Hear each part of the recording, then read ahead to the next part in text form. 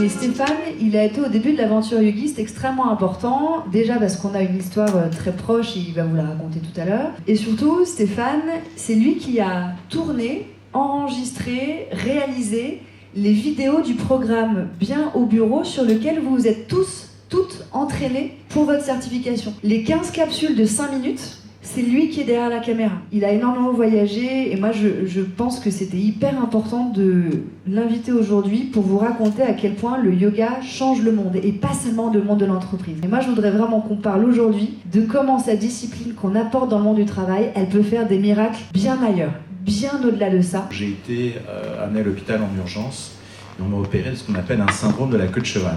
C'est un écrasement de la moelle épinière, il faut opérer dans les 2-3 heures qui suivent, sinon on est sûr à 200% d'être paralysé à vie. Pour faire court, je suis sorti de là, j'étais paralysé, j'ai eu des couches de sonde urinaire, j'ai pas très bien compris ce qui se passait. Je suis resté alité longtemps, j'étais en chaise, ça a été pénible. J'ai été enfermé ensuite dans le truc classique d'une camisole chimique parce que j'avais tellement mal, j'ai eu des douleurs chroniques 24 heures sur 24. Et en fait, c'est passé un truc étonnant, c'est qu'un jour, je suis moitié américain, j'ai une cousine américaine qui arrive de New York, qui passe me voir, je suis allongé, et elle me dit « j'ai quelqu'un qui peut t'aider ».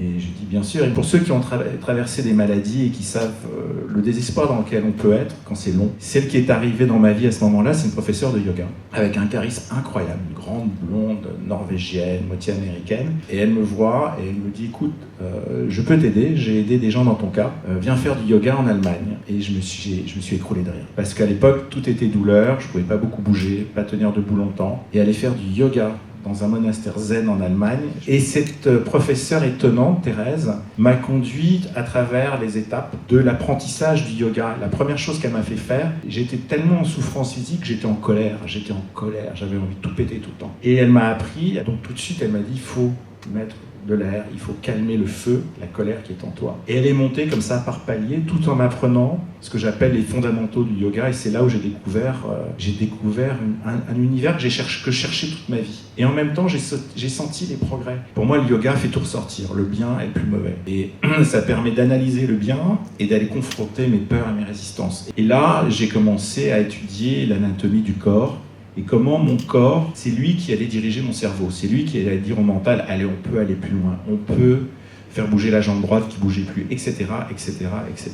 Et à la fin, vers la fin de ces années-là, j'ai fait une promesse dingue à ma première prof de yoga en disant, si j'arrive à remarcher, à reprendre mon métier de réalisateur, à faire un film sur le yoga. Et j'écris, je me dis je vais écrire un film, un yoga à travers le monde, enfin j'ai des grandes idées, je travaille avec une productrice que je rencontre qui elle veut faire un film plutôt sur la philosophie du yoga. Et je lui dis non, moi ce que j'ai vu c'est comment le yoga transforme les êtres de l'intérieur. Et l'autre chose que j'avais vue aussi, c'est que ma professeure de yoga, Thérèse, avait une association qui était en Asie, qui aidait les enfants qui avaient perdu leur famille, leur maison, à cause du tsunami. Donc elle avait été au Sri Lanka, et je voyais des vidéos d'enfants qui ressouriaient, ils avaient tout perdu, hein, tout. Et je les voyais se transformer, mais face caméra. Et je me suis dit, voilà, ça c'est le film que je veux réaliser. En fait, ce qui m'intéressait, c'était de rencontrer des professeurs de yoga que j'appelle des passeurs, qui eux-mêmes, un peu comme Anne-Charlotte le fait avec Yogi, c'est-à-dire des gens qui, à travers un accident de la vie, à travers des épreuves, ont utilisé le yoga et comment, grâce au yoga, ils ont décidé de le transmettre. Alors là, le truc le plus dingue, je rencontre un photographe qui me dit, tu sais, moi je fais des photos, je suis spécialisé dans le yoga, et je vais aller là, demain, dans une prison où il y a la peine de mort, où ils ont amené le yoga. Et le mec allait être électrocuté dans les semaines qui venaient. Je lui dis, mais pourquoi tu continues à pratiquer? Et il me dit, oui, mais grâce au yoga, je vais partir en homme libre. Moi, ce que je trouve hyper rassurant, c'est que si on vous ferme la porte au nez dans votre entreprise, vous pouvez aller dans les prisons, vous pouvez aller dans les écoles, vous pouvez aller absolument partout, les terrains sont absolument infinis. Et c'est ça aussi le changement de périmètre et de perspective que permet de parler à Stéphane.